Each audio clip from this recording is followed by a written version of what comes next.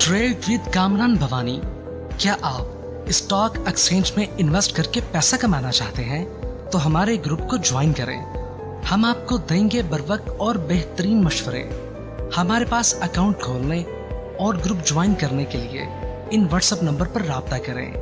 कामरान मेमन भवानी 0345 826 4499। बिस्मिल्लाहिर्रहमानिर्रहीम। अस्सलाम मेंबर्स, मैं कामरान मेमन भवानी हूँ। आप देख रहे हैं यूट्यूब का चैनल। सो क्लेम या ब्लेम नहीं है। आज के इस वीडियो में हम बात करेंगे धमाका खेस खबर। 26 अरब 90 करोड़ रुपए कमाए, 4 स्टॉक की तेजी की तरफ, इनके ऊपर हम बात करेंगे। देखिए, कल के वीलॉग के अंदर हमने आपको कहा था कि मार्केट रिकवरी के ट्रेंड के ऊपर है और मार्केट के अंदर एक अच्छी गेम बन सकती है। मार्केट में जो भी डिप आती है, बाय ऑन डिप की स्ट्रेटेजी के ऊपर काम करें। मार्केट आपको बार बार मौका देगी। सेक्टर शिफ्टिंग एंड स्वैपिंग के ऊपर खास ध्यान दें। सेक्टर एक के बाद एक सेक्टर्स मूव करते रहेंगे। जो सेक्टर्स बढ़ गए हैं उनमें करेक्शन होगी, जो सेक्टर्स नहीं चले वो बढ़ जाएंगे। आज यही कुछ हुआ कि मार्केट का आगाज भी पॉजिटिव हुआ। एक टाइम में मार्केट आपकी यानी कि 5 पॉइंट प्लस 50 पॉइंट माइनस इस तरह से परफॉर्म कर रही थी। एक टाइम में मार्केट पहले 400 पॉइंट प्लस हो गई थी, फिर इसके बाद 5 पॉइंट 100 पॉइंट इस तरीके से चल रही थी। एंड में ये था कि अच्छे अनाउंसमेंट रहे। उसके बाद चूंकि मार्केट रिकवरी के ट्रेंड के ऊपर थी और सेक्टर ने परफॉर्म करना था, हमने देखा कि तकरीबन 850 पॉइंट तक मार्केट रिबाउंड कर गई 77,969 तक, और मार्केट क्लोज रही 77,874 की तरफ 759 पॉइंट प्लस के साथ। यानी मार्केट ने पॉजिटिव क्लोज रही और ब्रेकआउट और लेवल्स भी ब्रेक किए मार्केट में। इसको भी डिस्कस करेंगे इस वीलॉग के अंदर। 491 मिलियन के वॉल्यूम्स रहे, जो कल के वॉल्यूम से ज्यादा थे। कल 447 मिलियन के वॉल्यूम्स रहे, यानी वॉल्यूम में भी इजाफा रहा। कल top volume leader, top gainers, decliner आपके सामने। अगर हम सेक्टर वाइज देखें तो आज टॉप पे रहा oil and gas sector, cement sectors, commercial bank, oil and gas, power generation, technology.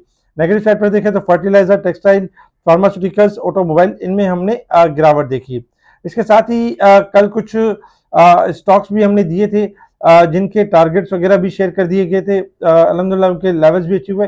अच्छा, रेगुलर बेसिस पे हम इस तरह के स्टॉक आपको बता रहे होते हैं कि इनकी परसेंटेज ओवरबोट हो जाती है।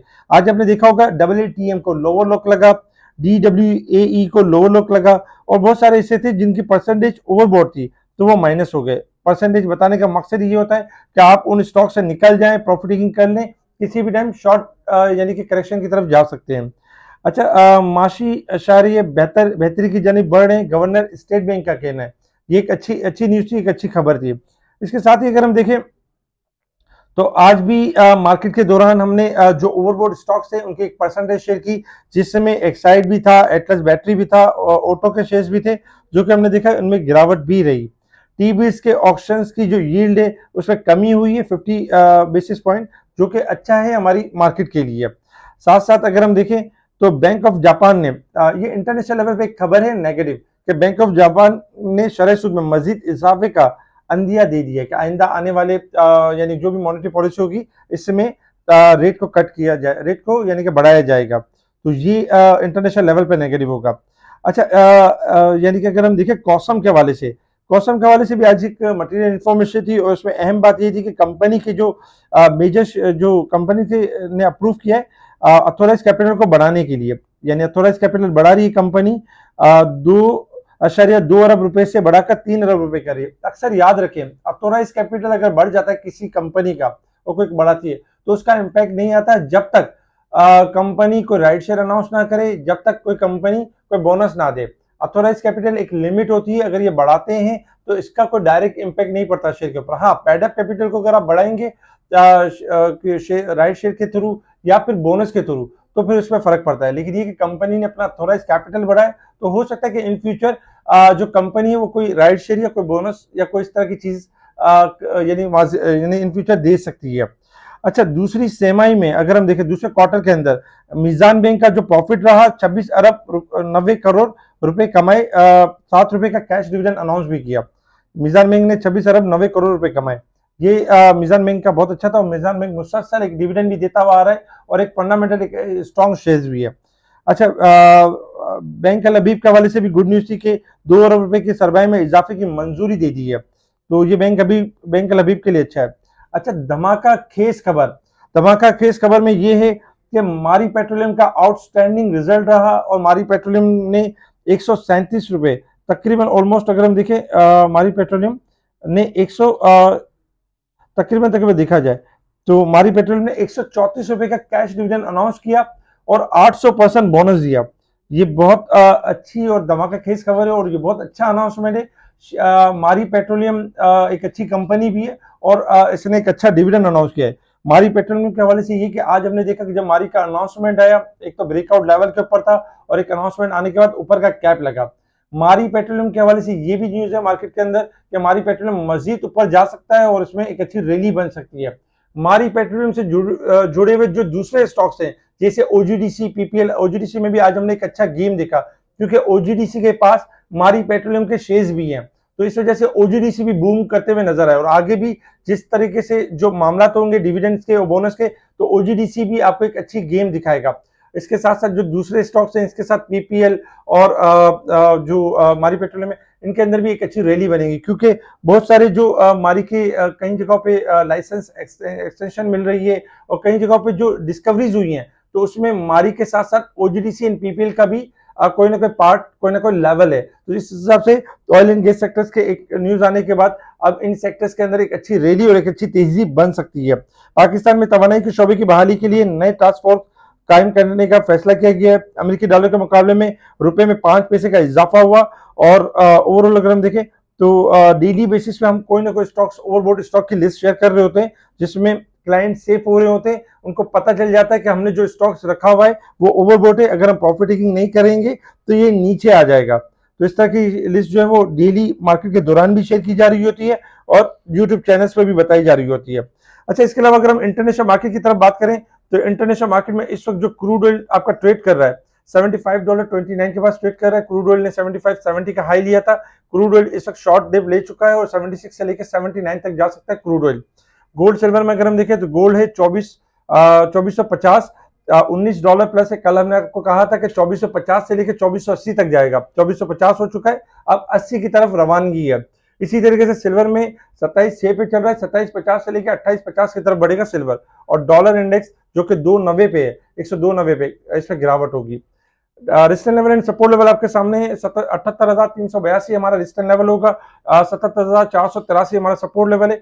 मार्केट को अगर हम देखें वीक के हिसाब से और मंथ के हिसाब से, तो मार्केट अब भी ओवरसोल्ड है 238 पॉइंट वीक के हिसाब से, और मार्केट ओवरसोल्ड है मंथ के हिसाब से 1487 पॉइंट। जबकि अगर ओवरबॉट साइड पर देखें साल के हिसाब से, तो मार्केट इस साल के हिसाब से, इस साल के हाई लो के हिसाब से 7,309 पॉइंट ओवरबॉट है, जो कि बहुत ज्यादा ओवरबॉट नहीं है। इसमें मजीद जैसे 10 से 12,000 पॉइंट हो जाते हैं तो फिर ज्यादा ओवरबॉट होगी, फिर करेक्शन का एक समा बनता है, करेक्शन का एक माहौल बन जाता है। टेक्निकल चार्ट के हिसाब से अगर हम देखें कि अब मार्केट की मूव किस तरीके से बनेगी, देखिए टेक्निकल चार्ट आपके सामने है और टेक्निकल चार्ट के हिसाब से कल हमने आपको दो लेवल दिए थे, एक 77,250 और 77,500 का लेवल, और ये भी बताया गया था कि मार्केट रिकवरी के ट्रेंड के ऊपर है। जो भी डिप हो आपने बाय ऑन डिप के स्ट्रेटेजी के ऊपर रहना है, आपको एक मौका मिलेगा। आज वही मौका आप ग्राफ के अंदर देख रहे हैं कि ना सिर्फ मार्केट ने 77,500 का लेवल भी ब्रेक किया और 77,750 जो कि दूसरा रेजिस्टेंस लेवल था वो भी ब्रेक किया। इस वक्त अगर हम मार्केट के ग्राफ के हिसाब से देखें तो नेक्स्ट टारगेट है 78,200 का लेवल। 78,200 हमारा नेक्स्ट टारगेट होगा, नेक्स्ट रेजिस्टेंस लेवल होगा। जैसे ये ब्रेक हो जाएगा देन टारगेट बढ़ेगा 78,800 की तरफ। मार्केट अब भी रिकवरी के ट्रेंड के ऊपर है। मार्केट ने आज ब्रेकआउट किया है 77,500 का लेवल और 750 का लेवल। इसके हिसाब से मार्केट के अंदर कल भी रैली एक्सपेक्टेड है जो कि 78,000 से लेके 78,300 तक, 200 तक जाएगी, और जैसे सस्टेन करेगी इस मामले को तो फिर 78,800 की कहानी की तरफ मार्केट बढ़ेगी। इस सिचुएशन में हमें क्या करना है, हमें ये करना है कि जो स्टॉक हाई साइड पे चले जाए उनमें प्रॉफिटिंग करनी है। जो स्टॉक्स ऊपर के लॉक लग जाए स्टॉप लॉस को फॉलो करना है, यानी वहां स्टॉप लॉस लगाना है ताकि अगर स्टॉक के लॉक ओपन हो जाता है तो फिर हम रीबाई कर सके। आपको याद होगा कि क्विज फूड कॉसम में प्रॉफिट टेकिंग की कॉल दी जा रही थी, जबकि इतने हैवी वॉल्यूम्स लग रहे थे क्विज फूड में और कॉसम में, लेकिन हम वॉल्यूम को देख के यानी कि एक्साइटमेंट में नहीं आ रहे थे। हम ये हो रहे थे कि ये सेलिंग का वॉल्यूम है और इसमें आपको भी सेल करना चाहिए, आपको भी प्रॉफिट टेकिंग करनी चाहिए। और हमने ये देखा कि तकरीबन बहुत से क्लाइंट हमारे इस बताने की वजह से बहुत से क्लाइंट सेफ भी रहे और प्रॉफिटिंग करके सेफ साइड पर रहे। हमारे चैनल को सब्सक्राइब करना ना भूलें, जो नए आने वाले हैं हमारे इस वीडियो को लाइक करें और आगे भी फॉरवर्ड करें ताकि लोगों की इस्लाह हो। ये भी एक तरह की एक नेकी है, लोगों की इस्लाह होती है तो एक अच्छी बात है। अच्छा, इसी तरीके से अगर हम देखें तो कल के लिए जो बेसिकली 4 स्टॉक्स हैं, तो 4 स्टॉक्स में अगर हम देखें तो मारी पेट्रोलियम का एक टारगेट यानी कि ब्रेकआउट लेवल हो चुका है, तो ये अपना टारगेट अचीव कर सकता है। इसमें ATRL है, PPL है, शेल है। इसके अलावा भी और बहुत सारे सेक्टर्स भी हैं जो इंशाल्लाह परफॉर्म करेंगे। जैसे रिफाइनरी कल बूम कर सकता है, कल ऑयल सेक्टर्स आपका बूम करेगा। इसके अलावा जैसे ये थोड़ा हायर पर जाएंगे, ओवर साइड पर जाएंगे, फिर आपका दूसरे जो सेक्टर्स हैं, सीमेंट सेक्टर से, स्टील सेक्टर से, इनकी भी नंबर्स आना शुरू होंगे। फार्मास्यूटिकल से इनके भी नंबर्स आना शुरू होंगे। टेक्निक स्पेशल ग्रुप में इन्हीं सब चीजों को हाईलाइट किया जा रहा होता है, एक के बाद एक स्टॉक बताया जा रहा होता है, कौन सा स्टॉक बढ़ रहा है, कौन सा स्टॉक गिर रहा है, किस स्टॉक में तेजी करनी है, मंदी करनी है, ये सब सारी चीजें स्पेशल ग्रुप में होती है। आपको करना ये कि आप किसी ना किसी अगर दूसरे ब्रोकरेज हाउस से लिंक हुए हैं, अगर आपका अकाउंट ओपन हुआ है, तो आपके लिए ये जरूरी है कि आप उस यानी उस ब्रोकरेज हाउस को आप यानी कि छोड़ के अगर आप हमारे ब्रोकरेज हाउस की तरफ आते हैं तो ये सारी फैसिलिटीज आप अवेल कर लेंगे। अदरवाइज ये कि आप दूसरे ब्रोकरेज हाउस की तरफ हैं तो ये फैसिलिटीज उनके लिए जो हमारे क्लाइंट्स हैं, जो हमारे स्पेशल ग्रुप में ऐड हैं, तो उनको तो हम टाइमली ये सारी चीजें शेयर कर रहे होते हैं। जो इंटरेस्टेड हो वो मुझे कॉन्टैक्ट कर सकता है व्हाट्सएप पर। ठीक है जी, शुक्रिया। कामा मेमन बावानी, अल्लाह हाफिज़।